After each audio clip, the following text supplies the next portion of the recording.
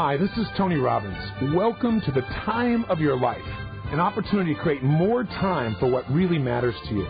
Listen, I really want to tell you I'm excited and I feel privileged to have you here, and I want to really thank you for taking the time to figure out how to have more time in your life. You know, one of the biggest challenges I hear today for people is they say, God, there's so much I'd like to do with my life, but I just don't have the time. I'm so stressed. I don't know where to start.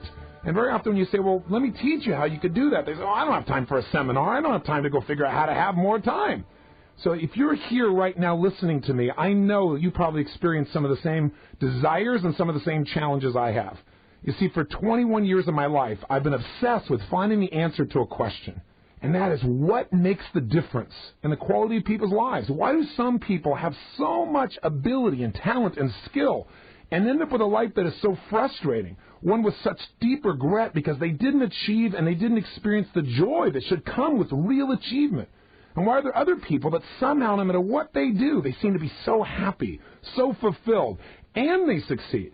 You see, so many people in life achieve a result. They think they've really made it. But then they say, is this all there is? Have you ever been in that place yourself? One of the things that I found in my life is you got to be able to take the rubber and have it meet the road. You got to be able to convert these conversations you're having with yourself called dreams into reality. And what I tell people is conversation is a dream. When you envision something, you know, it becomes exciting, that's for sure. But a lot of times you're excited and you still don't find the practical way to make something happen. If you get a plan, now it's possible. But if you learn how to turn these dreams into a practical system for results where it shows up on a daily basis, now you can make anything you dream about a reality. And that is what this OPA life management system is really all about. And the reason I'm excited is this program changed my life. This is a system I developed out of necessity, because I had all these great desires and tools and feelings, and I went to seminars and I listened to tapes and I'd get inspired and I'd go for a while. But I didn't know how to get consistent results within myself. And then once I succeeded, I felt stressed. I found myself in a position where it's like the more I succeeded, the more stressful I became. And little things were bugging me. I felt overwhelmed by the, quote, opportunity, which seems so stupid and ridiculous, but I see this every day. I see people who are actually now living what was originally their dream, and you watch them walking around and they're extremely unhappy.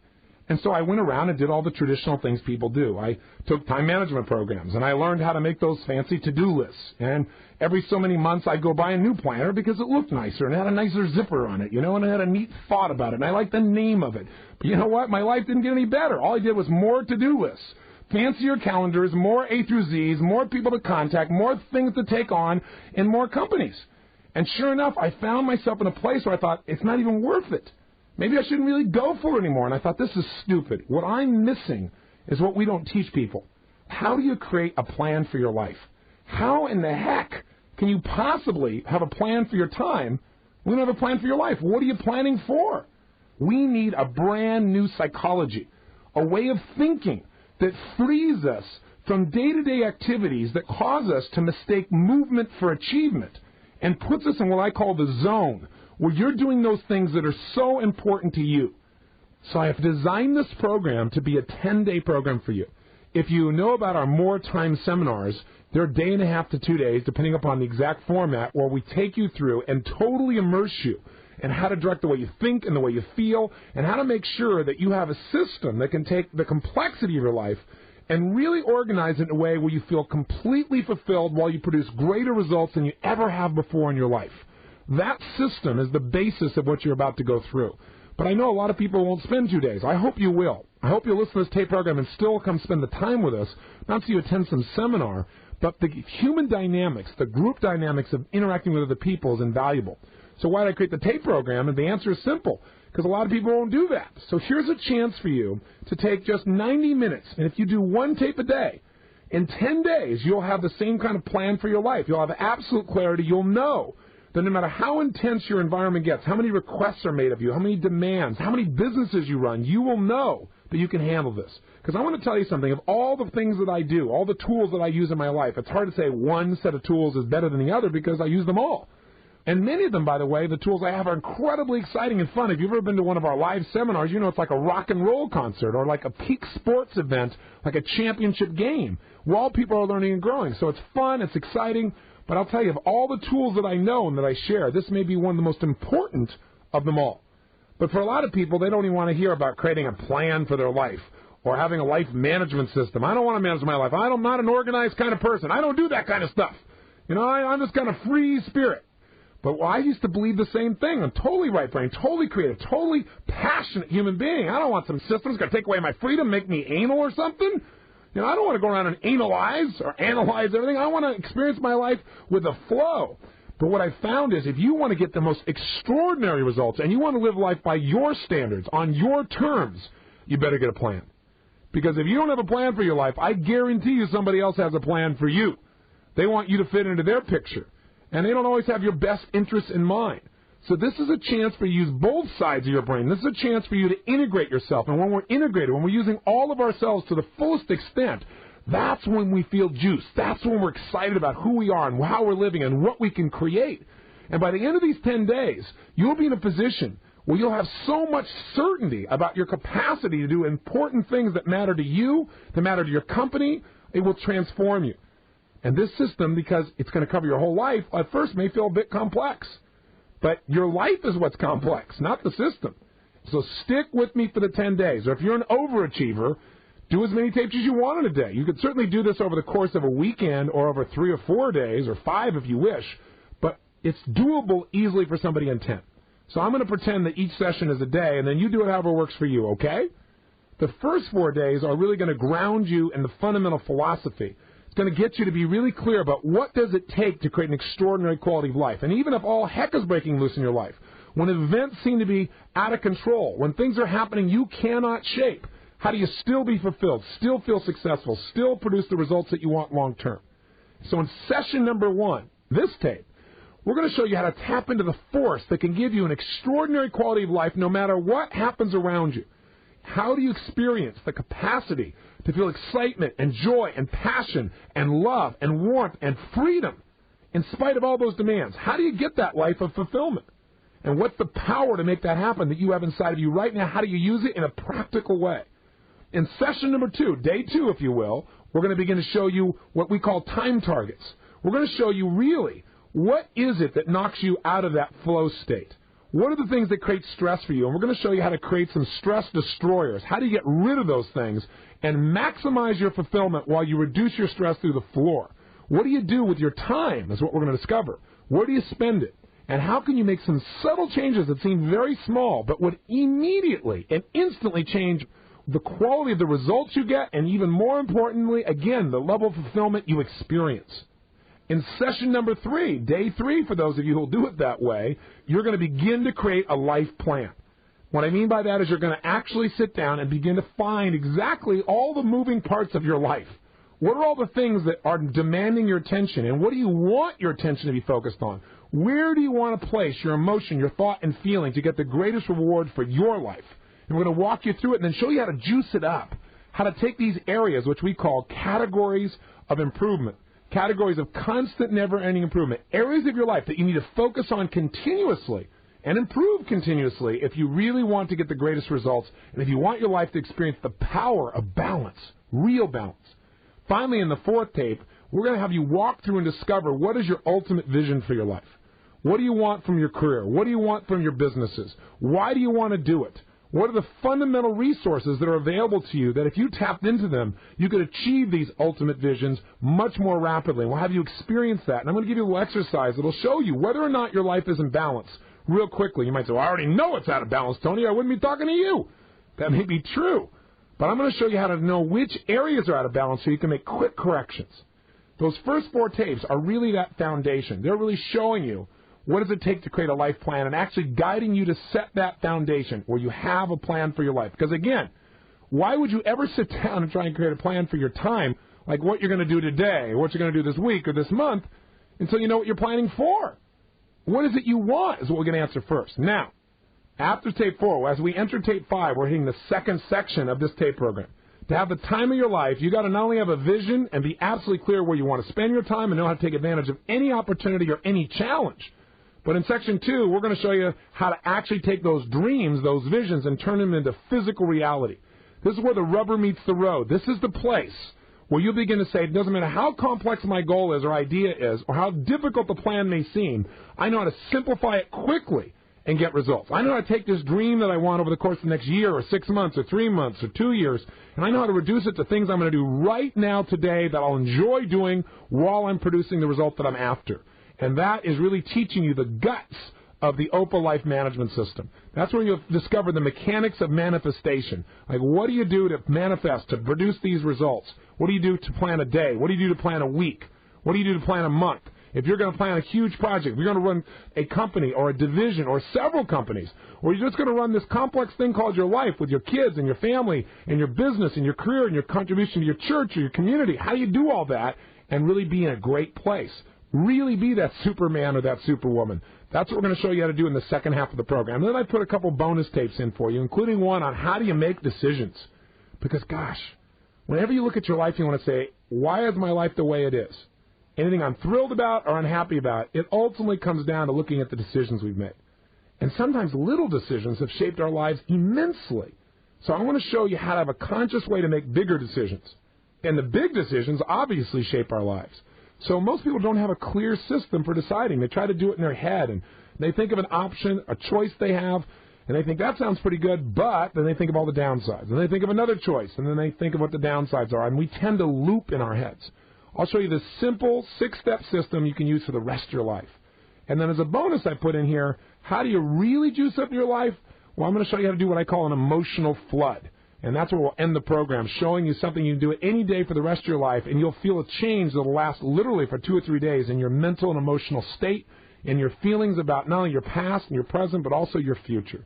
So that kind of gives you a little picture of where we're going, and I'll guide you and remind you on each tape what to do. And at the end of each day, I'm going to give you an assignment.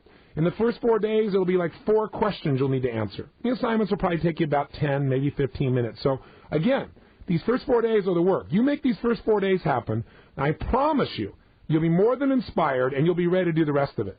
And if you feel a little confused about anything, you're not quite sure, listen to the tape again, or call my offices and speak to one of our representatives, and we'll be happy to answer any question you have as long as you've done your homework. So make sure at the end of each day, take serious doing those 2 or 3 assignments, because if you'll do that, at the end of 10 days, you'll have a sense of direction, a sense of absolute control over your life, and a sense of excitement for your capacity to create anything you can dream about. Now, by the way, I want to tell you something. The tools I'm going to share with you here have transformed the quality of not only my life, but people from 65 nations, top executives, and people just trying to manage their own personal lives. But to do this requires you learning some new language and a new way of thinking. So in order to make this transformation happen, I'm literally giving you a 15-hour course that normally people do in 2 full days and nights, and we're going to do it over 10 days. Here's the challenge. When I created this product, I thought, this would be great. People can do 90 minutes a day. That's the average session. And then there's a couple assignments at the end of things you want to do that are really simple. But I thought, will people really do it? When you put someone in a seminar, they're there. They're in the environment. There's nothing to trigger them. There's nothing to distract them. To get you to do this for 10 days, you've got to really decide that this is worth it. You've got to decide, why must you do this? Think about it.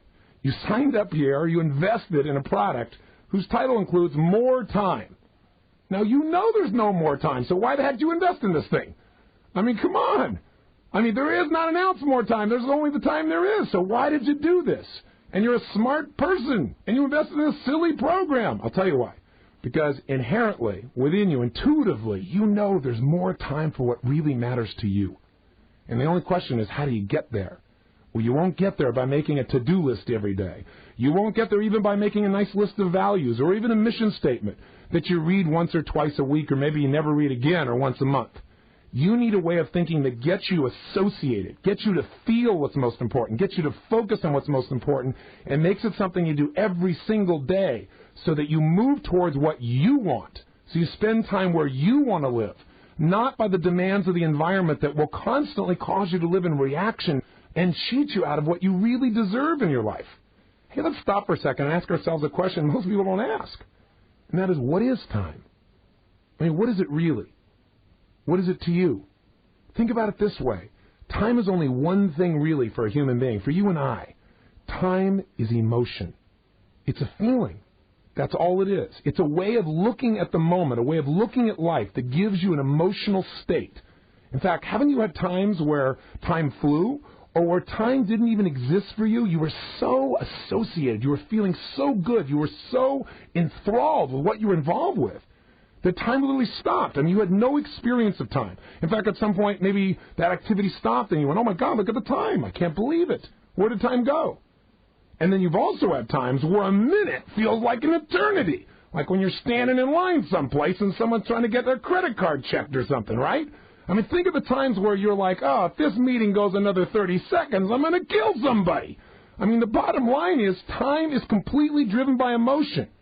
There are lots of people who have an experience of unbelievable amounts of time, and they at the same time you and I do, who walk around sometimes feeling stressed. I don't know if you feel that way, but my guess is if you bought this, you're an achiever. And that's where I used to live. I used to be there every day, saying, oh, my God, I don't have time, I don't have time, I don't have time. And I make myself nuts. And every once in a while, I return there, and I catch myself. So we're going to help you come up with a life plan that will allow you to create a balance where all the areas of your life work together. And you say, oh, that's impossible. Well, a lot of things I've been teaching throughout the years, people said were impossible initially. And if you've been to any of my programs, you know my whole goal in life is to show people have an experience of doing things they thought were impossible, because that's where the freedom is. The freedom comes in when you liberate yourself from limitation, when you liberate yourself from a psychology that keeps you from having what you deserve. And I'll tell you, the good news is there is a power, there is a tool that is so simple that the minute you engage it, you instantaneously can change the quality of your life. I mean, in a heartbeat, the minute you employ it, and it's something you already do, but maybe not consciously. And so you may not be using it to its fullest extent, and I'd be willing to guess you haven't, because I've had the privilege in the last 21 years of my life to be with people from 65 countries, over 2 million people, from every walk of life, from parents to presidents of nations, literally, from people that are struggling to the most successful people in the world in terms of their impact and what they contribute. But I want to tell you something. You don't have to be a genius when you've been with that many people for that many years to see there are patterns. There's patterns of what certain people do that make them happy, fulfilled, and successful. And there are patterns that people do who have every reason to be happy, who make themselves sick inside. And they're not that difficult, and they're not that complex. What I want to do with teaching this OPA life management system is teach you more than a planner. Because you can say, oh, this looks like any planner. I got a calendar, and I got an A through Z list. Yeah, but that's not it. It's not a computer software piece. Those are great little tools, but the ultimate tool is the thinking process that causes you to succeed and be fulfilled. And let me tell you the basis of that, one fundamental principle that you know, and that is the power of focus. What you focus on, you feel, whether it's true or not. Have you ever been inside your head and you thought somebody did something to really hurt you, and you were so mad because you focused, you kept picturing your mind, kept thinking about how could they possibly do this to me, and you feel all this anger, all this frustration, all this hurt inside, and then later on found you were dead wrong, that they weren't even slightly trying to harm you, that you just misinterpreted the whole thing? How'd you feel? Kind of silly, right? Maybe a little stupid, a little embarrassed. But you know what? In the moment you focused and you thought this person did something to hurt you, you were hurt inside, weren't you? The same thing is true. I've watched people come to Fiji, or I have this incredible resort, and I watch people on the first day, man. They get here, they've been on a plane, they're caught up in their old world, you know. They're thinking about their to-do list and all the things they got to do, and oh, my God, I came here for vacation, but all these things I got to do, and they're all stressed out. Well, in a few days, they start looking at birds, you know, and it's like their whole life changes. You know, they look out at the ocean, they're staring at the ocean and going, oh, my God, and they start to breathe again. They start to think about what matters in their life. And someone says hello, and they say hello back, and they mean it. It's like all of a sudden their focus changes and their feelings change. Their life changes. And I can also see people, and I see them all the time. They come to me, some of the most successful people in the world. I've had the privilege of coaching. And whether it be a professional athlete, an Andre Agassi, you know, a Greg Norman as a golfer, or the President of the United States, I've had the privilege now of working with all those. I don't say that's drop names. I say it just tell you that I've really had a chance to see those who supposedly are the most successful on earth at what they do. And I've also seen people in the most challenging times of their life when they're ready to commit suicide. I mean, I tend to enter people's lives at intense levels. You know, when people are in that mediocre middle level, when they're not really happy but they're not unhappy enough doing anything about it, rarely do I show up in their life. You're probably listening to this program because you're either unbelievably successful and you're looking for the edge, or you're really saying, man, this is winter and I'm sick of it. You know, I want to get myself in the fall where I can reap some rewards. I'm sick of this place. I'm sick of the night. I want some daytime. I want some summer. I want some sunshine in my life. I'm looking for an answer. I am sick and tired of my to-do list and having more to do than I possibly can and not feeling fulfilled and feeling stressed and saying I'm successful. What for? Am I making any sense? So what I really want to give you then is this way of just identifying what is your natural ability. This whole program of OPA is not rocket science. It's what you already do when you're at your best. But what I'm going to do is give you some words, like some labels for it, so that now you can consistently get those results. That when you're in the flow and things are just going so well and you feel so happy or ideas are just flowing through you and you go, man, this is amazing. I don't know how I did that, but that was amazing. I'd like to be able to do that again. That all comes from putting yourself in a certain state of mind, a state of emotion. And the first way to get in that state, that flow, is to change your focus. See, focus changing, when you make that change in focus, instantaneously you can move yourself from being totally depressed to euphoria, literally in a millisecond. Whether you're succeeding at what you're doing right now in your job, in your career, in your personal life, with your children, is a huge reflection of what are you focusing on in those areas of your life, or are you even focusing on it? See, whether you succeed or fail to a great extent, is all your focus going in your job at the expense of your personal life in some way? Is the focus going into your spirituality, but you're not taking care of your body, the temple that it all is functioning through? See, when we don't know how to consciously direct our focus, we pay a price. It really determines, are you stressed or fulfilled? It has little to do with what you're doing or even the results you're getting, honestly. Because some people are getting great results and they're still unhappy. And there's some people who have so little in their life and things that they could be so frustrated about, and they're feeling great. I mean, I'll give you an example. Recently, I went to a spa, and I thought, I've got to create some balance here. And I was looking at my management system for my life, and I said, you know what? I put a lot of focus in some areas. I haven't taken enough time just to be, to relax, take care of my body. So I decided to go to a spa. And so Becky and I went, and while we were there, I met this lady that was so vibrant. She was like the life of the party at the entire spa. Stood out. Everybody loved her. Really great lady. So one day we're sitting in the spa, and we're talking back and forth, and I was talking to her about her goals and why she came there. We were all kind of sharing that. And she said, well, honestly, I'm here because I have a brain tumor. And she said, the doctors tell me I'm going to die within 90 days.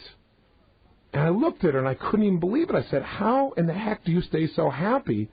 I mean, what is it you're doing? Because my whole life is, when I see someone who's doing something successfully, I believe success leaves clues. I believe people are not lucky. If somebody is incredibly happy in spite of huge challenges, there is a reason.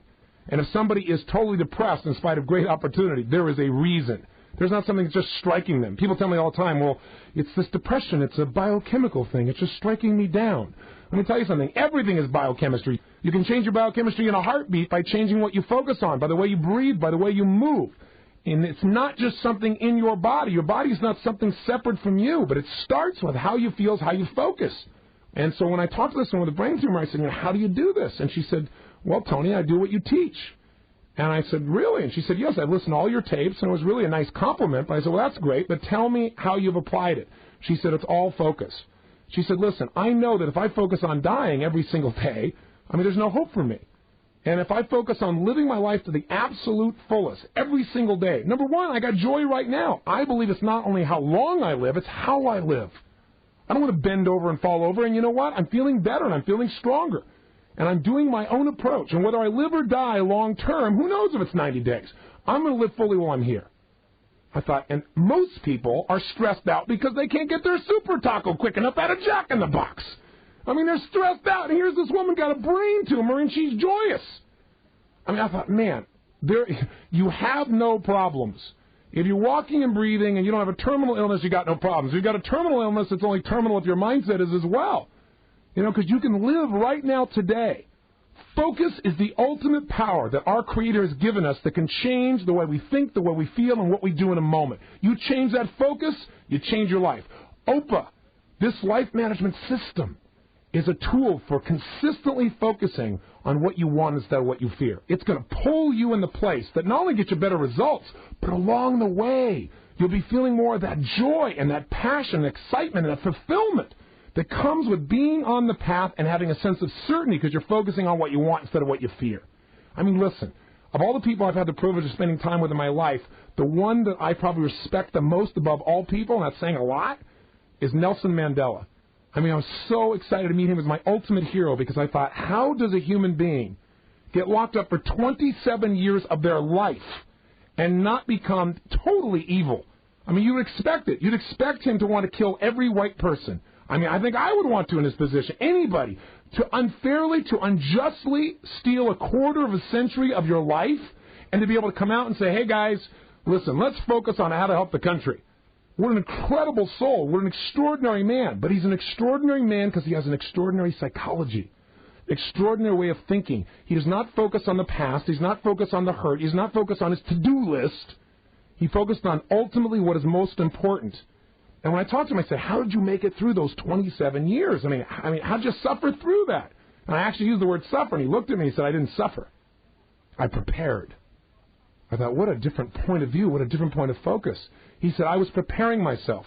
He said, sooner or later, one of two things would happen. I was certain. I focused on how could I make myself a better leader every day? What could I think about? What could I read? What could I do? Because sooner or later, one of two things would happen. Either I would die in prison, and that would inspire my fellow men to do whatever it takes to change our country and make it fair for all people. He said, or I would live, and once I got out, I would be able to lead my nation and lead it well. I thought, that's power. You want power? You want joy? You want passion? More money won't do it. Get more money, then you get to focus and worry about whether the IRS will take it, whether somebody will sue you, whether or not you make it through this time. You know, whether it's enough. You know, it used to be the ideal amount. Now, most people have got more money than they originally thought they'd have, and now they're still stressed out, right? It's just a change in focus. It's the magic, the absolute magic of our lives. It's like the woman who's got the brain tumor. One thing she and I talked about is, I said, there's a belief that I have, and I said, and that's, I'd rather be the courageous man. A courageous man dies once. The coward dies 1,000 deaths. You all know that quote, right? And she said, Tony, I actually picked that up on one of your other tapes, and she said, that really helped me. She goes, because I thought, you know what? I keep thinking about dying so much, and each time I feel like I died. I might as well have 1,000 deaths. Let me just wait till it really happens, then I'll deal with it. I'll do everything I can to make myself healthy, but I'm not going to die over and over again, mentally and emotionally and spiritually. It's insane. It's stupid. But we all do it at times, don't we? We want to break ourselves of that habit. So I want to show you now how to begin to make this shift. We all have the same challenge, by the way, and that is that most of us live in an environment of constant stimulation, and we tend to react to that environment rather than consciously design what we want for our life, consciously direct our own focus. If you don't put the stakes in the ground and figure out exactly what it is you want and how you want it, which, by the way, is easier to do than you can imagine. If you don't do that, you're going to live a life of reaction. You've got no choice. And let me tell you why. There are 3 things that grab your attention if you don't take control. Number 1, anything that you think is going to lead to pain. That is, it's going to lead to problems. We all, inside, have a little worrier. I don't mean a warrior, I mean a worrier. Because human nature, one of our things that drives us is our need to avoid pain. So when we think something could lead to pain, it could be a problem in our relationship, a problem with our kids, a problem in the business, a part of our mind tends to go there, it tends to focus there. And usually that's in reaction because we didn't do the things up front that would have made things work, so we never had to live in that place. And when you live on your fears, when you focus on them, you tend to get more of them. The second thing that grabs your attention, your focus, and starts to control your life, put you in reaction, is things that you think can lead you to immediate pleasure. Because, listen, most people are living in stress, right? What's stress? Fear. Thinking about things that could go wrong, could be challenging. They don't have control of it. They feel a bit overwhelmed about. So you know what? When they finally get a break, they want to just get out of that state. So they think of things that will make them feel good just for the second. Sometimes that's food. Sometimes that's alcohol, a cigarette. Sometimes they're watching the news. Sometimes that's flipping over and going to watch a movie. Some things are destructive, some are neutral. But they aren't fulfilling at the deepest level usually. We're replacing them. We're trying to feel good in the moment. Or sometimes what we do is we do something we're good at that we can get a quick completion on. Like I used to be really good at having a huge project, and I'd see my desk just had to be cleaned at that moment. I mean, after all, I could move everything, make it feel better, and have a sense of completion. I'm still competent. Look what I accomplished here in this short period of time. Look how clean everything is. Have you ever done it? I know you have, if you're honest. We all have. The secret, though, is to not allow yourself to go for the short-term pleasure because it's at the expense of your long-term joy, happiness, fulfillment. So we've got to make sure we don't do that, or we'll be reacting. We're feeling stressed, so now we look for a quick fix. That's what gets your focus. And I'll tell you the third thing that tends to get your focus. If you don't have a plan, if you don't decide what to focus on, here's where your brain will go, to other people's demands. Because that's a form of pain, isn't it? You don't want to disappoint people. Everybody wants something from you. You got to meet the needs as part of your job, as part of your career, as part of your personal life. If you're going to stay in a relationship, there's all these demands, and a lot of them are urgent. And we start thinking what's urgent's important because we don't have a plan on how to make it work. I know I sound redundant here, but, repetition's the mother of skill. You know this stuff I'm saying is true. But you know what? You can't just say I agree or disagree. You got to do a few things. This is going to be an action program. This is a goal, not just to inspire you or to get you going or to remind you what you know, but to really get you to follow through. I mean, the best coaches in the world, say Coach John Wooden from the UCLA Bruins, greatest basketball coach in college history. What he was great at was the fundamentals, getting people to do the stuff that they already knew but weren't doing. That's how he won 11 out of 12 national championships. Everybody's had great players. No one's even come close to that record. And when I talked to him, he said, listen, Tony, everybody wants to do the new thing. Nobody wants to do what's necessary. So many times in life, you know what to do, but you don't do what you know. OPA is going to get you to change that because it's going to show you a way to move yourself so you're not looking for someone else to motivate you, to do things for your reasons so that you have a lasting sense of drive instead of a momentary feeling of motivation like taking a warm bath. That's a big part of what this is going to provide for you. But to get to that point in your life where you're the one who's the captain of the ship, you're the one flying the jet, you have to be able to let go of that fear, and that is not an easy task. But you will if you understand the consequences. I think I have for you a good example from my own experience that maybe you can relate to. Years ago, I decided I really wanted to race cars. And so what do? You got to get instructions. So I went to a racing school. And the first thing they do on the first day of racing is they put you in the car, and you sit next to this incredible driver, and they say, I'm now going to show you what an automobile is capable of doing. And then you slam back into the chair, and they take you on a ride that absolutely puts your hair on end. I mean, you go on 150 miles an hour straight at a wall into a hairpin turn, and you do corkscrew turns like that. I mean, your heart's beating out of you. And you know the car's going to flip over, you know you're going to wipe out. And, of course, it's all even more exaggerated because the metaphor in life is everybody likes when they're in control. So, if you're on a motorcycle and you're on the front and you know what you're doing, you're relatively comfortable. But if you're on the back of that motorcycle, it's a different ride. I think that's how most people live their life. They're on the back of the motorcycle, and who's driving the front of it is all these demands in their life, all the things they're afraid about, all the things that other people want from them, all the things that they'd like to do right now, and they don't really know what to do to make it happen. So they feel like they're being whipped around. So when you're in that car, man, you're being whipped around. And when he's done with the ride, he pulls over, your heart's beating out of you, and he says, in 4 days, you'll be doing this too. And you think, sure, bud. I mean, come on. But he said, let me tell you how we're going to get you to be really good. In order to be a great driver, there's one skill above all else that if you don't develop this skill, you're going to crash and burn. And that is you must learn how to come out of a spin. He said, because what will happen is you're going to be driving along, and even if you're doing everything right, somebody else is going to screw up, and it's going to affect you. They're going to break up in front of you, and part of their car is going to be in front of you. You've got to figure out how to get around it in the middle of a race. Or there'll be oil that you can't see that's slick, and all of a sudden you'll spin out of control. So I thought, wow, what a great metaphor for life.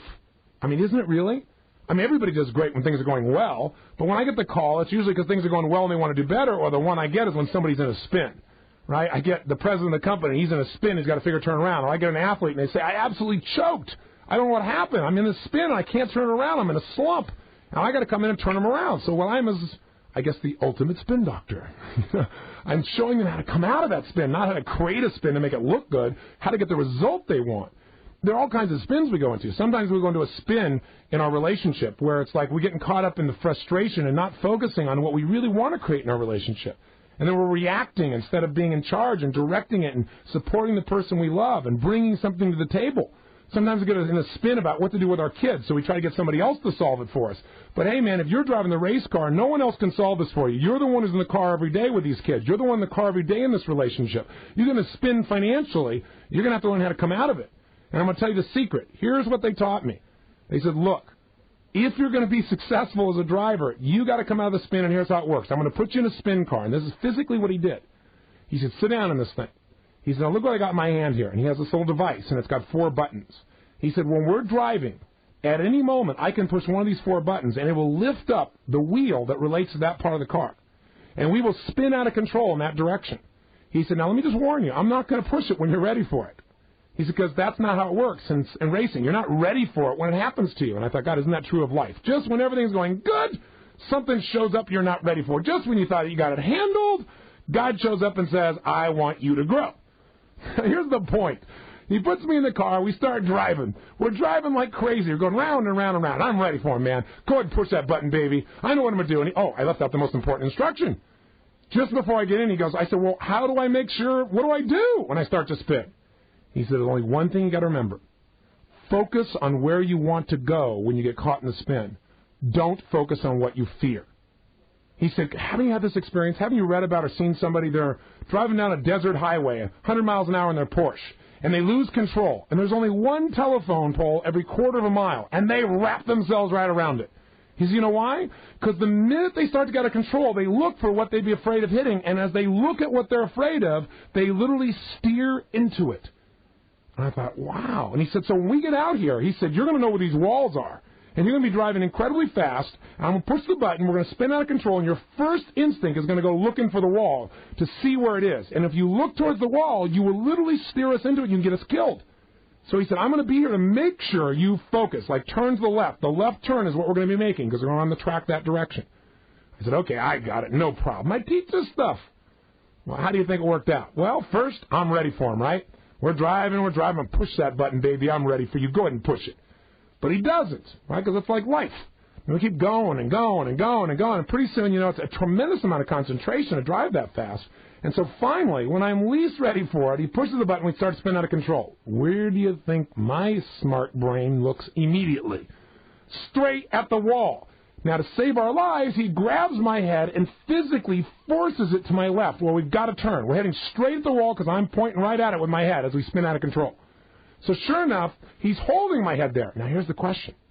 I'm now doing the right thing. I'm looking to the left, which is a left-hand turn. I got to get away from the wall by turning to the left. As I look to the left, what am I unconsciously doing without even knowing it? I'm turning the wheel, the steering wheel to the left. The wheels are turning left. Do you instantly turn left when you're doing the right things? The answer is no. There's this thing called momentum, right? We're in lag time. Sometimes in life you're doing the right things, but you haven't been doing long enough to get a result. You got to keep looking in the direction you want to go. But I was stupid. Guess what I did? I kept fighting him with my head. I want to see myself crash. I want to see the death happen. Right? And he keeps holding on my head, looking in that direction like crazy. And sure enough, nothing happens, nothing works, nothing works, nothing works. We're still in lag time, but if you keep doing the right thing, guess what? Bam! The wheels catch. And a few feet from the wall, boom, we turn to the left. And my heart is beating out of me. And he looks at me and he says, did you learn? I said, I learned. No problem. I didn't learn. Second time around, he waits till I'm not ready, pushes the button. I immediately look at the wall, right? Grabs my head, shoves it to the left. We're not turning left. So now I go, I don't know. I know I'm going to crash. I want to see the depth. I keep looking to the wall. I keep shoving my head. Last second it catches. Took 4 times of this in my slow brain to get, I got to look where I want to go. Because here's my problem. I said, well, what if I look in the right direction? That doesn't guarantee I won't hit the wall.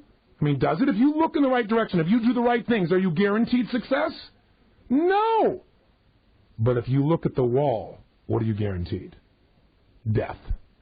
See, if you look at what you're afraid of, you're guaranteed to have more of it. If you focus on what you fear, you're going to feel it, you're going to experience it, and you're going to drive right into it. What you focus on, you feel. What you focus on determines the direction of your life. What you continually focus on, you will get. So what I'm saying to you is this. There are 3 keys to getting what you want in your life. One of those keys is see it how it really is, not worse than it is. Key number 2, though, is you got to see it better than it is. Because otherwise you'll have no inspiration, no desire. You got to see, what is my vision? The word we use in OPA, you'll begin to learn soon here, the O stands for what is my outcome? What is the result I want? By the way, I don't use the word goal. Let me explain to you why. In your nervous system, words have an effect on your body and your mind. You have lots of experiences with goals. One of those is probably succeeding in them, but I bet you have a lot of goals you didn't achieve because you're a human being, right? But you don't always get a goal, so that doesn't produce absolute certainty. You always get an outcome. It may not be the one you expect, but it's an outcome. We're going to teach you to ask the question, what is my outcome? What is it I really want from this situation? So you're turning in the direction you want to go instead of what you fear. And that comes to that second part, getting a vision for what you want, seeing it better than it is. You must do that in order to be able to make any change in your life. And by the way, not just change, but progress. Change is automatic, but progress is not. Progress only happens when you become conscious, when you wake up and say, I'm the one going to determine the direction of my life. I'm going to determine where I'm going to put my time, my energy, and my emotion. I'm the one going to create the direction and ultimate result of what I stand for. So to get what you want, yeah, you got to see it as it is, not worse than it is. Yes, you got to see it better than it is, and then you got to develop a plan to make it the way you now see it, to meet that vision. And this is exactly what the OPA life management system will create for you. And it'll do it by asking questions, because here's the answer to a question you must have. You might say, okay, you're talking about focus forever. I got it. But how do I change my focus if I don't just use positive thinking? The answer is questions. The questions you ask yourself control what you focus on. See, when people say, I'm thinking, the process of thinking that you go through all day long is nothing but the process of asking and answering questions. That's all you're doing. Now, if right now you said, well, wait a second, I don't know if that's true. Let me think about that. When you say, well, let me think about that, you're going to ask yourself, is that true? Does that meet with my experience? That's how you think. Or if you said, oh, wow, that makes sense. Yeah, that's true. Then unconsciously, even if you're not aware of it, you ask the question, is that true? Or does that make sense? Or do I have an experience of that? The challenge is that most of us are unconscious about the questions we're asking ourselves. If you ask lousy questions, you get lousy what? Answers. So people develop very often, and I talk about this in one of my other programs, in Date with Destiny. I'll just talk about it. I have people discover what they are. We often develop a primary question, a question that we ask so often in our life that it creates the dominant focus of our life. Like some people's question is, how do you help? Some people's question is, what's wrong with me? Somebody's question, my personal question is, how do I make it better? I'm a fanatic for that. Everything in my life revolves around, how can I make it better? How can I help more? How can I utilize this to make the world better, make myself better, to make life more fulfilling? I mean, these are the things that come out of that question. But very often people say, what's wrong with me? Listen, when people commit suicide, it's based on focus. They think there is no future. They think they're worthless. They think they'll always be in pain. They think there's no other choice. And you know why? That's where their focus is. And you know what starts? Questions. No, come on, it can't be that basic.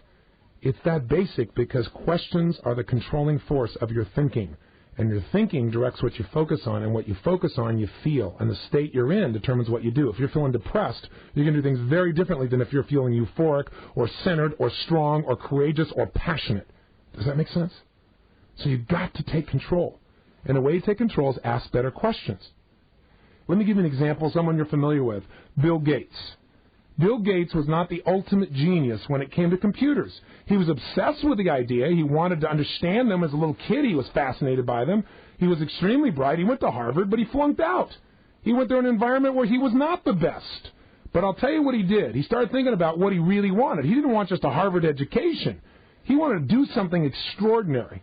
And so many of you know the story of what he did. He found out about this first personal computer. There was no form of operating system or software for it, and he came up with an idea to create it. And the guy was insane enough to call up this company and said, I have developed software for your product. The man said, you're kidding me. He said, no. He said, okay, I want you to come down and show it to me. He didn't even have one of their computers yet. And somehow he figured it out. He went down, and that was the beginning of his company. But I'll tell you what made Bill Gates not only succeed for the short term, because, yes, he always focused on what he wanted. He didn't focus on what he feared, or you wouldn't call somebody up like that, would you? He focused on his outcome, and he knew why he wanted to do it, because he wanted out of Harvard. He wanted to create something. He wanted to change the world. That was his purpose, which, by the way, in OPA, the O stands for what's your outcome. The P is what's your purpose? Why do you want it? That's where the drive comes in life. That's where suddenly you don't just have a result you're going after, but you got the power to figure a way to make it happen. And so he came up with an action plan, and a lot of his action plans didn't work. But he kept focusing on the outcome, kept focusing on what it is he wanted and why he wanted it, kept changing his action plan. That's the A in OPA. What's your action plan? And you got to change that, because a lot of times your plan doesn't work, but if you keep focusing on what you want and why you want it, you can figure a way to get just about anything in your life. But here's the secret. The questions you ask yourself are going to direct that focus. So guess what Bill Gates made as his focus? Early on, he decided instead of focusing on how do I create great software, he asked this question, and it made him a multi-billionaire and directed his entire company. Here's the question. How do we become the intelligence that runs all computers? Because if we're the intelligence that runs all computers, everybody in the world will use what we have. Now, he had the audacity to ask a pretty quality question. And you know what? He kept searching for it with absolute certainty, and sure enough, with MS-DOS, he found it quickly. He bought MS-DOS for $50,000. He didn't even create it. He just knew his outcome. He knew what he was after in the business, and that laid the foundation. He later saw what Macintosh did and decided he was going to duplicate it and, in his mind, make it better. A lot of Mac users might feel differently about that, but the bottom line is that was his goal, and he created Windows software, and he said, we're going to become the intelligence that runs all computers. I don't know the accurate statistic. I think the one I heard most recently is that 85% of all computers on Earth are run now through Windows software. Think about that. I mean, the man is one of the richest men on Earth because of a question. Now, by the way, he didn't stop there. He saw the world's changing, so let me tell you his new question. You talk to Bill, you talk to people in the company, they'll tell you. They said, Big Bill has a really clear idea. His question is, how do we become the intelligence that runs the information superhighway? And by the way, the people at Netscape and the people at Sun Microsystems, a lot of other companies are concerned that he's asking that question because this guy gets obsessed. He finds enough passion and purpose and translates that to his entire company, and he comes up with an action plan, and it doesn't work, so he changes his approach, but he doesn't take his eye off the outcome, and he never loses the drive. He isn't doing it for money. He's doing it to have his impact on the world that he dreams, his vision, his ultimate outcome he wants to make happen. He's got more money than he can spend. That's the power of OPA for someone who doesn't have the planner, I don't think. He isn't running my software. And what he's doing, though, is using a thinking process that's moving him towards greater results.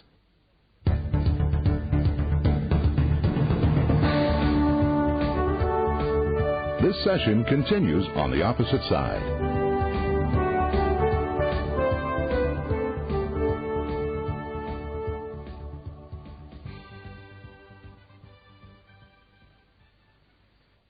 So you got to remember in life, the focus determines the direction, whether it be in business or your personal life. So you got to decide what you're going to focus on up front, or you're going to suffer from a life of reaction based on responding to everybody else's demands, your fears, or your need for instantaneous pleasure. Free yourself now by asking a better question. And so the obvious question you got to have now is, great, how does this relate to me having a plan for my day? Well, let me give you an idea. When people want to plan, they use a system that is identical to what people used several hundred years ago. And I dare say the country and the world has changed a smidge in that time period. Our lives are 100 times more complex. Information, the entire history of mankind's knowledge is increasing every 5 years now. Every 5 years, everything we've learned up to now is doubling. Think about that. That's staggering. And information is coming faster and the demands are greater. Our kids today have more choices, more options than any time in human history, and the least amount of guidance than any time in human history. That's the scary part. I mean, the world has changed radically. And so here's with this world of total complexity where everything's changing, everything's happening, multiple roles, multiple identities, multiple ways of making things happen. And here's how you manage your life. A to-do list. Oh, bear in mind, I understand, you're an achiever, so it's a fancy one. Yep, it may come in the form of a little computer you carry around in your pocket. You know, those like U.S. robotics things. Cool. I got news for you. If you want to manage your life, you need a different question. The worst question you could ask to plan your life is, what should I do? And that's the same question that was asked 200 years ago. The only difference is it was on a piece of paper, or as time went by, it was on a yellow pad, and now you got one with 3-hole punches, or 6 holes if you're fancy. A planner will not change your life. A computer that you carry in your pocket will not change your life. A piece of software will not change your life. What will change your life is a new way of thinking by asking some new questions. And it's not only asking new questions, it's asking questions in a specific order. See, order and sequence is everything. In language, we call it syntax. If I say to you, the dog bit Johnny, you know what that means, right? What if I say, Johnny bit the dog? I use the same elements, the same words, different sequence. You got a very different experience, especially if you're Johnny, right? I mean, come on.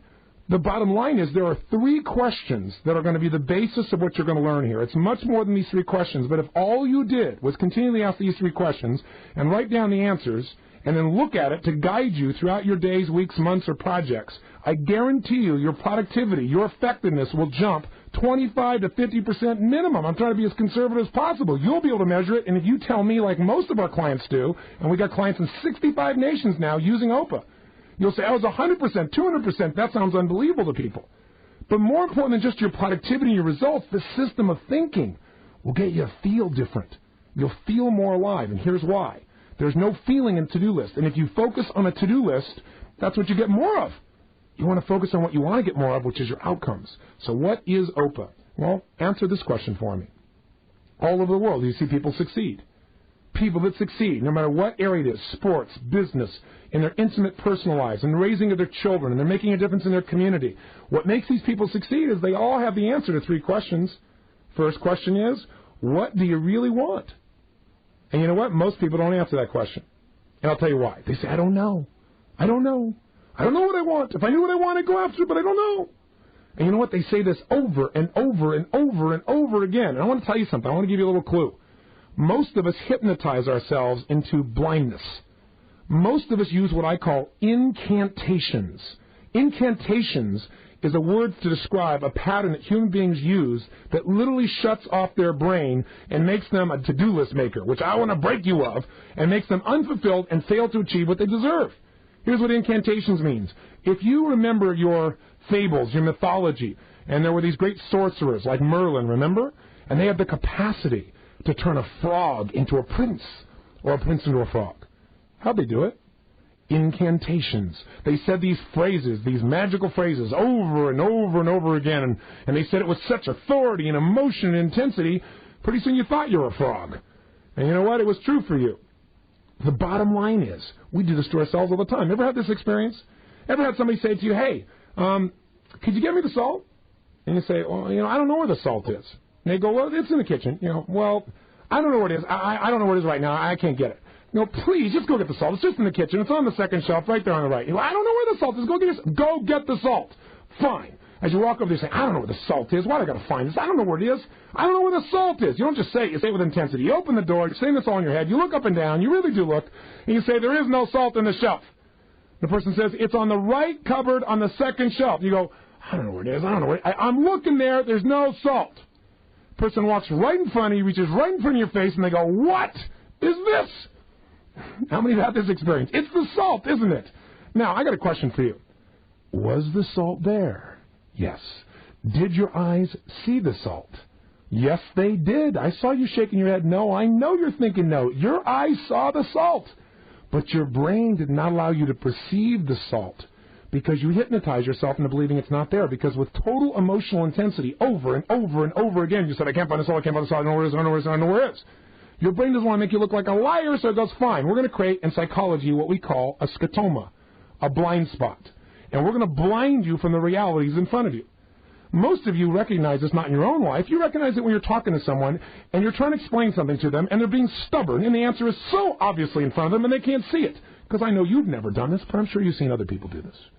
So you can also, by the way, hypnotize yourself into being certain. You can use incantations. Same spelling, different emphasis. You can focus. And I don't mean affirmations. I don't mean go to your mirror and go, I'm happy, I'm happy, I'm happy, I'm happy, I'm happy. With this mad look on your face and mad tone. That ain't going to do it. What makes something an incantation or incantation is that you say something over and over again with total emotional intensity where your entire body is involved. And what happens is we begin to condition ourselves. Now, I'm giving you this little mini lesson in incantations because as you're learning open, you might go, oh, God, I'm not getting this. I don't know this. Because in the beginning, it's challenging because it's new. You remember the first time you tried to drive a stick shift car? You got in there and you're going, oh, I got to do this, and I got to do this, I got to do this, and I got to watch the road too? Are you kidding me? There's no way I'm going to ever master this thing. But, now you drive the thing and you don't even have to think about it. And you can drive and talk on your cellular phone and chew gum and read the newspaper simultaneously while you drive some of you. That's a scary thought. But in the beginning, it seemed impossible. OPA, in the beginning, you might say, Tony, in the time you're asking me to do this OPA thing and ask these 3 questions, I could have just done the thing. What you're going to learn is you can get things done, and then you're always starting over. Because you haven't identified a process that makes you discover things you've never discovered before about how to get it done in the future, or how to get what you really want from the process, and how to have the emotion you want. Lots of people get their goals and they're still unhappy. So this process in the long run will be faster because you'll start seeing patterns of how to get the job done that you never saw before when you just made a to-do list randomly and started over. I know that may not make 100% sense to you right now, but it will shortly, so please hang in there. So let me come back to the premise. People succeed, I said, have 3 questions they can answer. Question number 1 is, they know what they really want. And if you stop telling yourself you don't know what you want, I'm going to assist you in these next few sessions to begin to identify what you want most and how to set up a game so that in life you continually spend more time with what matters to you. That's where the more time comes in. Second question that people answer clearly who are successful is they know why they want it. Why they want it. The power is in why. Reasons come first. Answers come second. When you get enough reasons, you can do just about anything. You can find the way. But most of us never discover what we really want. And the few that do, they don't know why they want it. So when they run up against a challenge or a difficult time, they kind of lose their drive because it was there for the moment. They didn't find something deep inside themselves that lasts. They didn't find a real purpose, the P in OPA. And the last question these people can answer is, how am I going to make it happen? What actions must I take to make this happen? And let me tell you, that's what OPA is. 3 questions that cause you to focus and shape your thinking in a brand new way that produces magnificent results and extraordinary levels of fulfillment. So what are the 3 questions specifically now that I've hammered all around it? O stands for what? Outcome. And the question is, what is my outcome? Whether you're looking at a project, whether you go to a meeting, how many meetings you've gone to in your life where it was a total complete waste of time? I see it happen all the time with people. I enter a meeting, it's the first question I ask. Okay, guys, what are our outcomes for this meeting?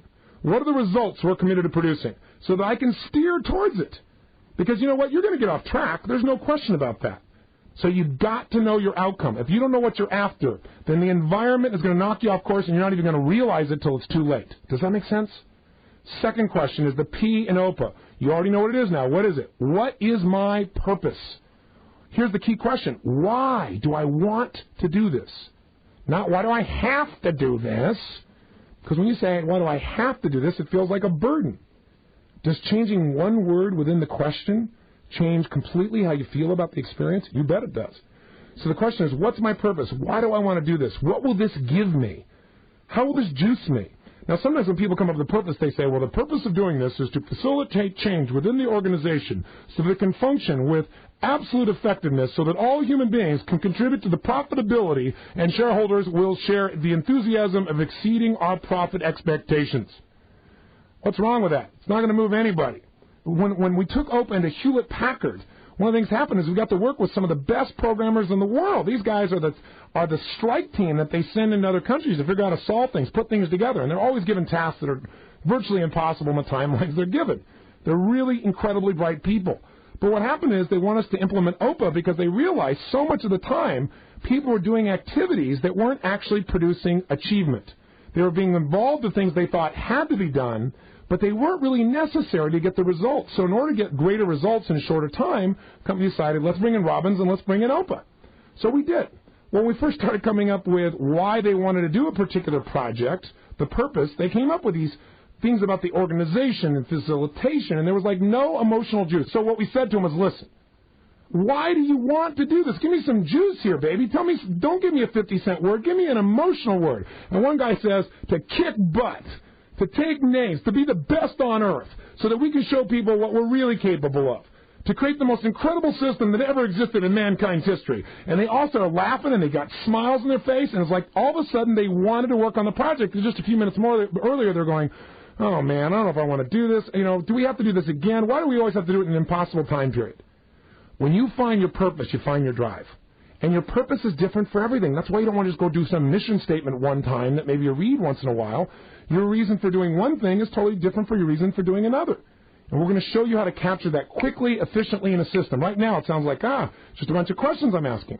But I'm going to show you how to do this with precision in a short period of time to get great drive to go towards the outcome you picked out. And by the way, you know what purpose is? When you have a purpose that you're excited about, that you're passionate about, it ignites your genius. There's a phrase I said years ago, and I really think it's true, and that is passion is the genesis to genius. When you find a purpose that you are passionate about, it's like you get smarter. It's like your brain starts functioning at a different level. All of a sudden, ideas and creativity and concepts you never would have thought of will flow through you just because you're in that passionate place. So don't get caught up in the process where you go, well, I know my outcome. What are my action items? Let me get them down. Let me get them out of my head real fast. No, take the time to do your purpose. That's where the passion is. That's where the genius is. That's where the power is. That is where the fuel is that will get you to follow through and make these outcomes happen. And then the A, of course, is what specific actions do I need to take to get the outcome I'm after? And we want to be specific, not general. They don't want to say, I need to do some research, because that's too general. You don't know where to start. We're going to teach you a system for being very specific. But let me tell you the good thing. You may come up with a huge action list on how to get your outcome. I guarantee you something you already know is true. And that is 20% of your actions are going to give you 80% of the results. So you don't need to do that whole to-do list. You don't have to spend all your time crossing it off or not making a list because you know you're not going to complete it. We're going to show you how to have more freedom. When you know your outcome, what OPA gives you is options, choices, so many ways to get what you're after instead of being locked into something you've got to do. When no one likes having to do things a certain way. Let's flex. Let's have the freedom to create greater results. That's what we're going to guide you through. I mean, after all, let's think about something for a moment. Don't you love your life when there's a sense of play? I mean, a sense of fun? But what's the difference between work and play?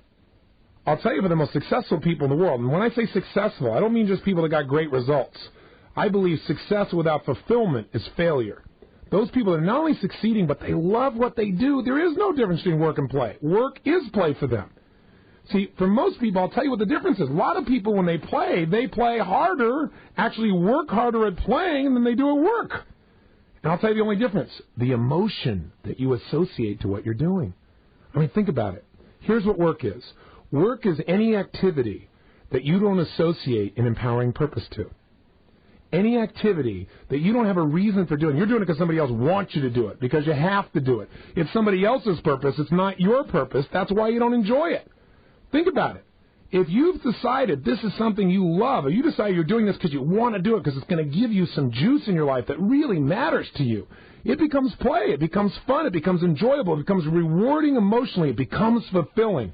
And all of a sudden, it doesn't feel like work, does it? You may call it that, but I can tell you something. I haven't worked in a couple of decades because I love what I do, and I mean that sincerely. But the reason I love what I do is not because I wake up every morning going, oh, isn't this wonderful? It's because I constantly focus on not just what do I want, which is really nice. What result do I want to produce? But why do I want to do this? Want to do it. And boy, when you find that, all heck breaks loose, and you don't get stuck on those darn activities. Remember, activity without purpose is the drain to your life of fulfillment. Activity without purpose is a drain to your good fortune. It's a drain to your relationships. It's a drain to your physical body. It's a drain to your spirit. It's a drain to your finances. You don't want to have a bunch of activities without a purpose. It's stupid to manage your life by to-dos. Do you get it? And we all have done it, including me. But I was dumb. I just didn't know. I know now. That's why I can run 7 companies and be here in Fiji talking to you. And by the way, why am I here? Because I said I want to create a product that totally empowers people, and I started thinking about why I wanted to do it, and then I thought, how am I going to do this? What specific actions? I said, well, go to the studio and so forth. I thought, you know what? That doesn't juice me. So I can come here. I created a studio here in Fiji, so I'm looking out right now at the crashing waves. The sun is just setting, and I'm here with you, my friend, and we're talking about what to do in our lives. This came from asking a better quality of question, by the way, not just how can I get the job done. Because I had made my outcome, instead of how do I just produce this outstanding tape set, how do I create something that will teach people this life management system and really get them to transform the quality of their life forever? But how can I do that and really enjoy the process? So my outcome was to create this product and enjoy creating it. Now, I forgot that at various places at times, and I got caught up, and I started to remind myself, okay, what's my outcome? I want to do this and enjoy it. So yesterday, I had tons to do, and I didn't start taping yesterday. I said, you know what, I can take care of my body. Because I want to enjoy what I'm doing here. I don't want to just go in there and be cooped up and do something. I want to do something that I believe in, that absolutely know the people that listen, and don't just listen passively, but do what I'm going to guide you through, those people's lives will be changed. Not because I'm so brilliant or the system's so great, but because you're so great. And all you got to do is use your brain in the way that works best, and you'll get all the results you ever wanted, and the feelings too. So having a quality outcome, knowing why you're doing it. I'm not sitting here with a script that I'm reading, in case you can't tell. You probably can figure that one out by my random stories here. I'm here in state, looking and thinking at your face and thinking, how can I give you this area I know? I know you know things I don't have a clue about, that you're better at things than I am, but this is an area I know.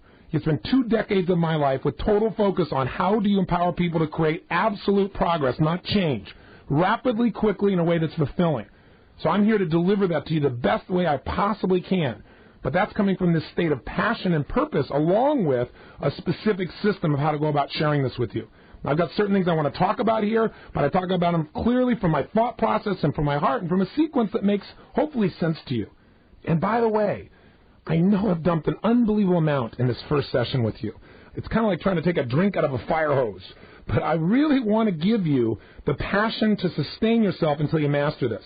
Because you know what people do? They do something for a little while. They're not good at it yet. And they kind of go, and I don't want this to turn into a fancy to-do planner that's got Tony Robbins' name on it. I want this to be a system for you that really works. So I wanted to give you this. And now we're going to start taking you shortly through the practical steps. Before I leave you, though, I want to give you a couple other things about focus. Then I'm going to give you a little task, simple activity to do, and then we'll go to the next session. We're going to start taking things into bite-sized pieces where I'm going to explain it, how it works, and then you're going to do something really simple each day. What I want to make sure happens is that you get the result. You don't just get inspired, that you do the things that give you a life plan. And if you're a little fearful going like, but I don't know what I want, I promise you, I'll walk you through it. You do know what you want, at least at a general level, not perfect. People are always trying to be perfect. That's why they don't start anything. Say they're trying to be perfect. And I want to tell you something. Perfection is the lowest standard in the world. Because when you're trying to be perfect, you know you can't be.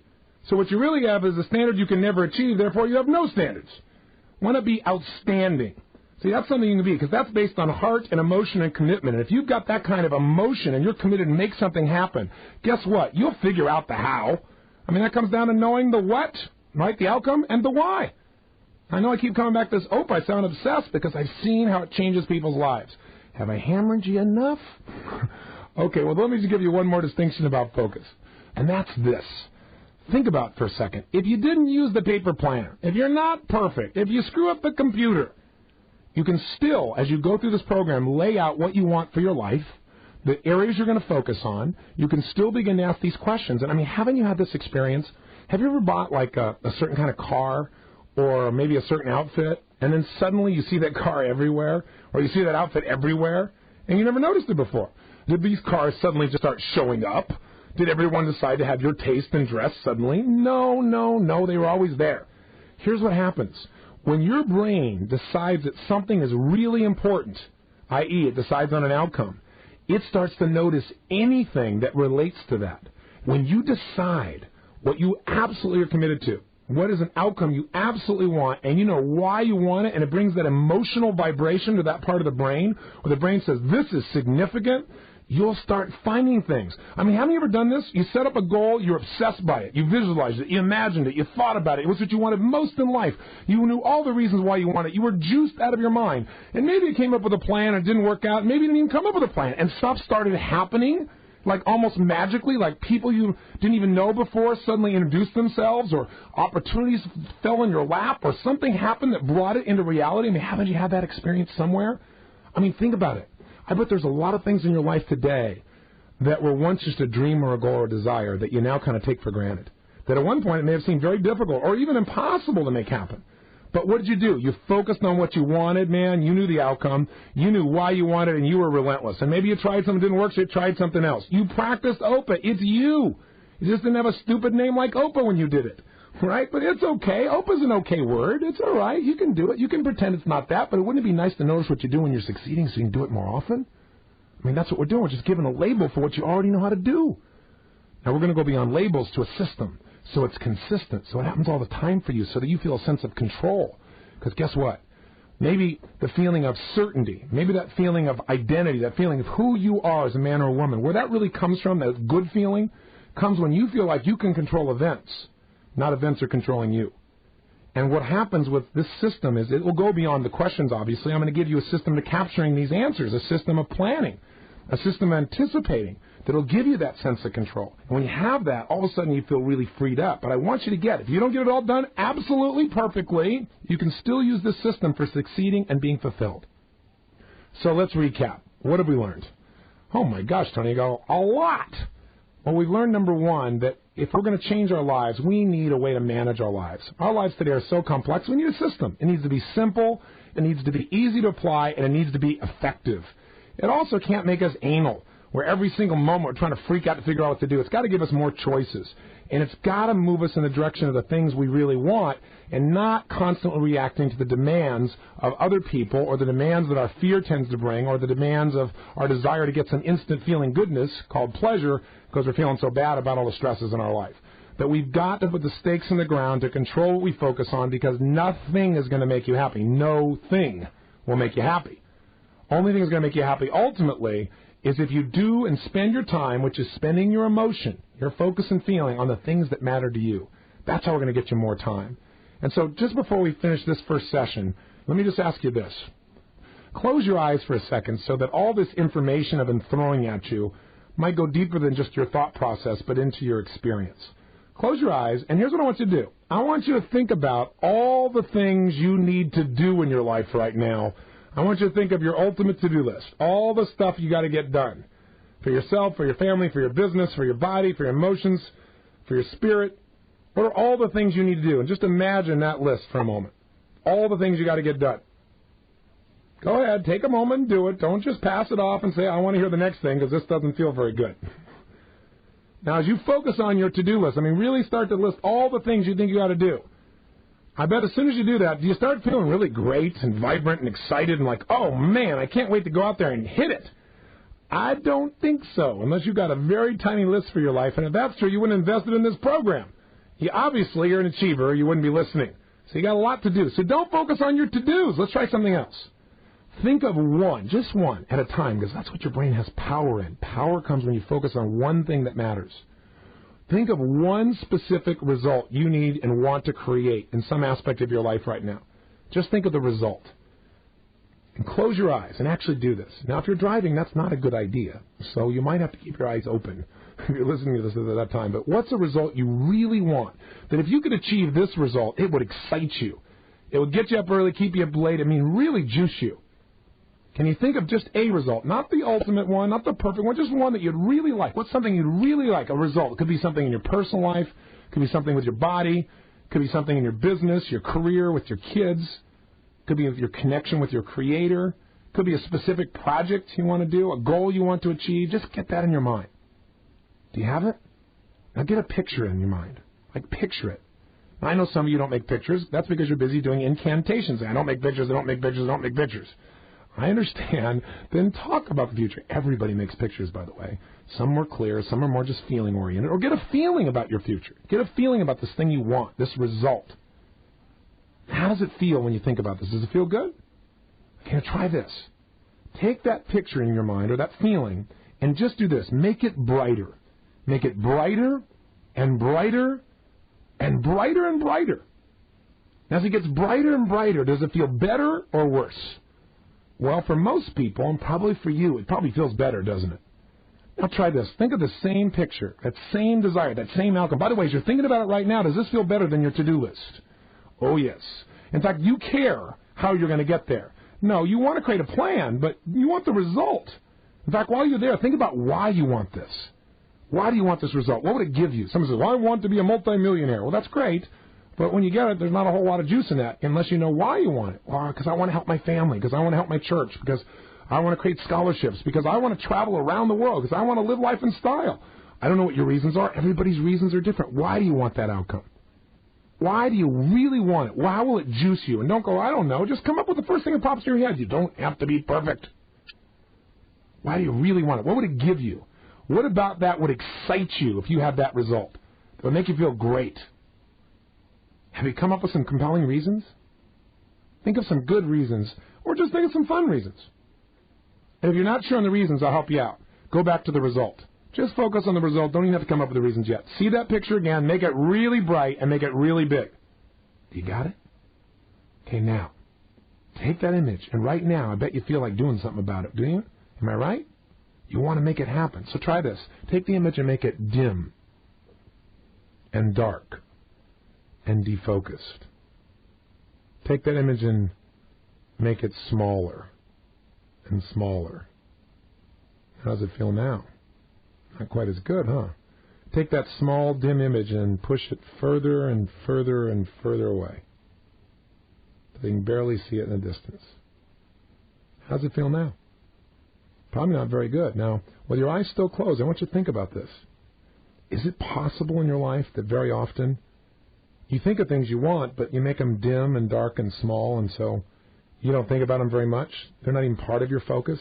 You don't feel very inspired. You don't think about it enough. You don't focus on it enough, or you focus on it, but you make it so small and dim that it just doesn't inspire you to even take action. Repeat after me in your head. Something to think about. Now, I don't want to leave you depressed, because that's about how some of you feel right now. So take that image and make it big again. Make it in color. Make it a movie. Bring it closer. Step in the movie so you are there and it is happening and you are celebrating the victory of your achievement. You're there. I mean, really breathe the way you were breathing if you were there. Put the look on your face like if you were there. Make the image brighter, even brighter. Make it even bigger, bigger than it was before. Bring it even closer. Say, hear in your mind the sound you be hearing, or say what you be saying. Feel it in your body. Does it feel better? Does it feel even better now than the first time you did it? Yes or no? Yeah, for most of you, if you made it bigger and even brighter, you made it even better. Now, do you feel like going for it in this state? Yes or no? This is called focusing on an outcome. How does it feel to focus on your outcome instead of your to-do list? Feels a bit better, doesn't it? Now, I'm going to show you how to make this practical. Go ahead and open your eyes and just get a sense of what that felt like. Let me show you one more example of the power questions, and then I'm going to give you a simple assignment, and we'll be done with this massive marathon session where I've dumped everything but the kitchen sink on your brain. I just want to make sure I hooked you to go for it and to realize this is not just some stupid planner. It's a way to create the juice of your life. It's a way to have an extraordinary life. Not a life that you just feel decent about or good about or it's not half bad. A life that is a wonderful, spectacular adventure. An adventure in the emotions that you want and the achievements that you've dreamed about becoming real. So here's the question I got, a couple of them. Here's what I want you to do. Just answer this question in your mind. If I asked you right now, what are you really happy about? What are you really excited about in your life? What would your answer be? Your brain might go, nothing. My life isn't exciting. Well, you know what? Sometimes my brain would do that too, so I asked a new question. What could I be excited about right now? What could I be happy about if I really wanted to be happy? If I really wanted to be excited, what could I be happy or excited about? Either one. Think about it right now. What could you be really happy about in your life right now or excited about? Go ahead and think. Come on. Have you come up with something? Oh, quit trying to find the perfect thing. Just come up with one thing you could be really happy about, really excited about. That's it. Imagine that for a moment. Think about it. How does that make you feel when you think about, i.e., when you focus on what really matters to you, what you really want, something you're really happy about, something you're really excited about? What about that excites you? How does it feel right now when you're focusing this way? And by the way, your focus is being controlled by a question. Here's another question for you. What are you really proud of in your life right now? Or if your brain goes, nothing, I have nothing to be proud of, I'm just a total screw-up. Well, then try this one. What could I be proud of? If I really wanted to feel proud, what could I feel proud about right now? Think about it. What could you be proud of? Don't try and just do the ultimate things. Think of some of the little things in your life you could be proud of. Think of one of them now. How does it feel when you focus on things you're really proud of? Does it feel good? Give yourself this gift right now. The gift of focusing on some things that matter.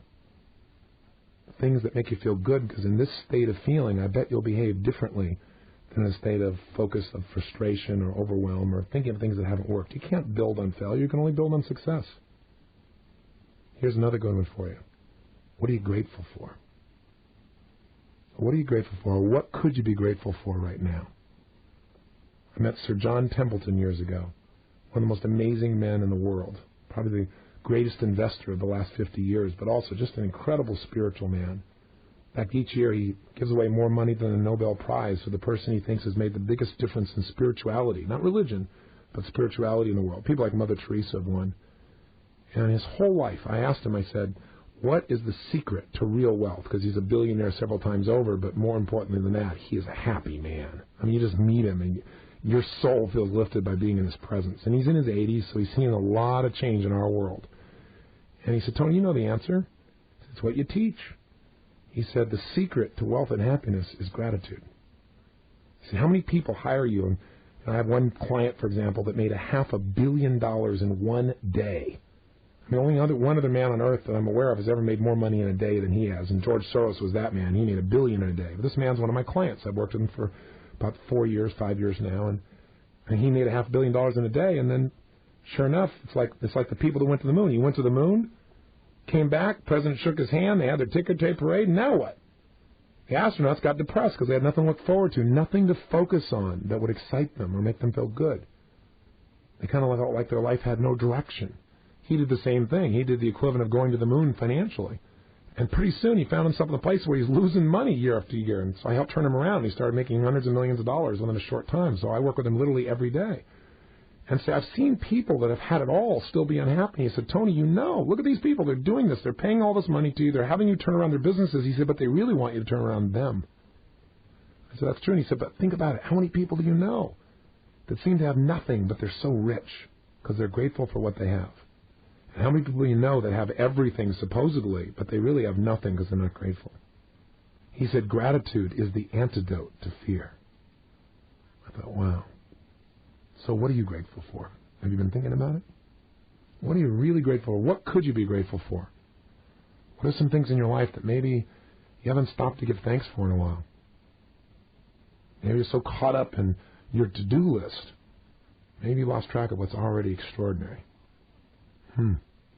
How does it feel when you feel grateful inside?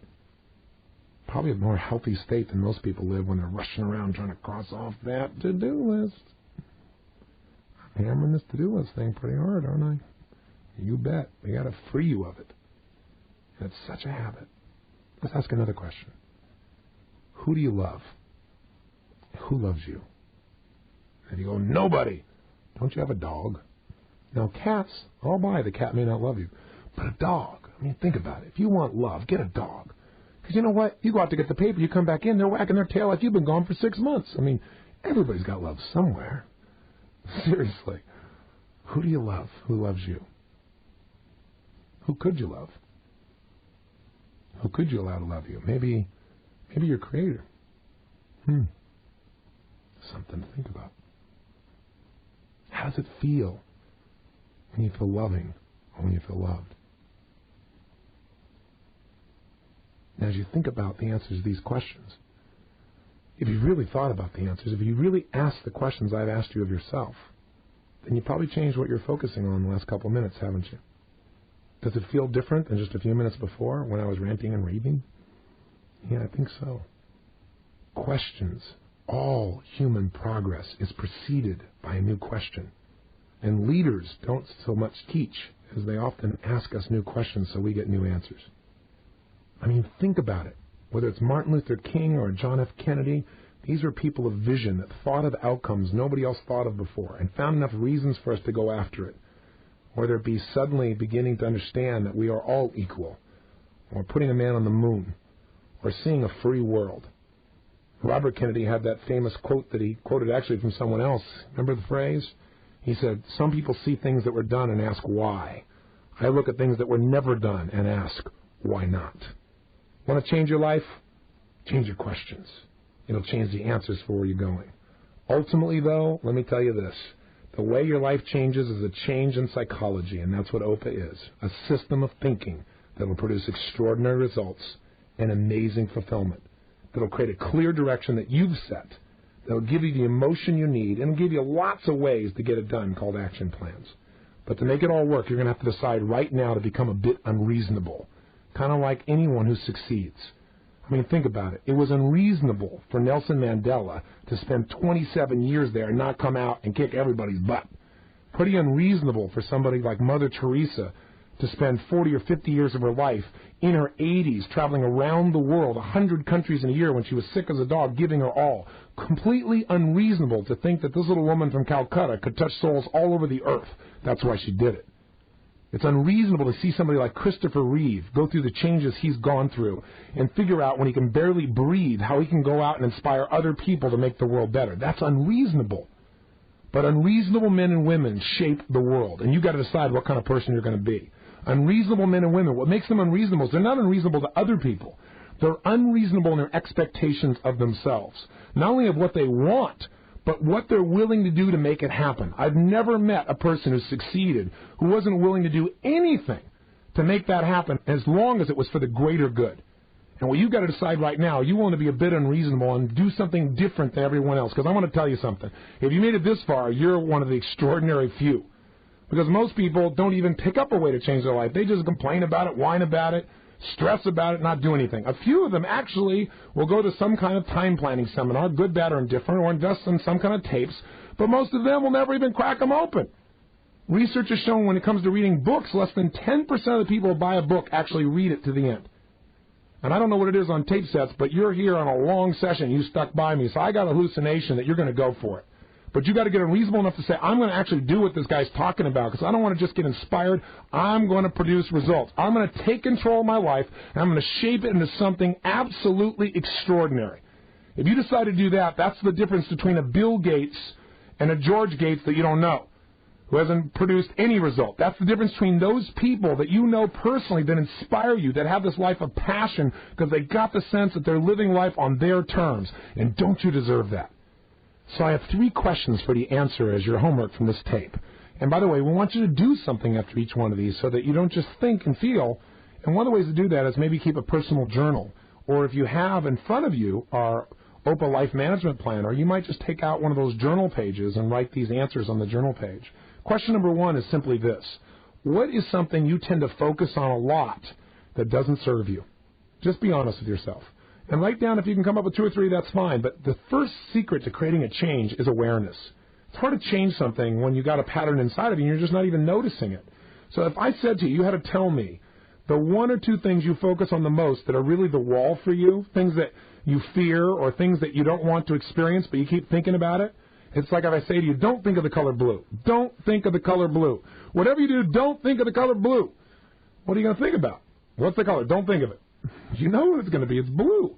So we can't not focus on something. We have to focus on what we want.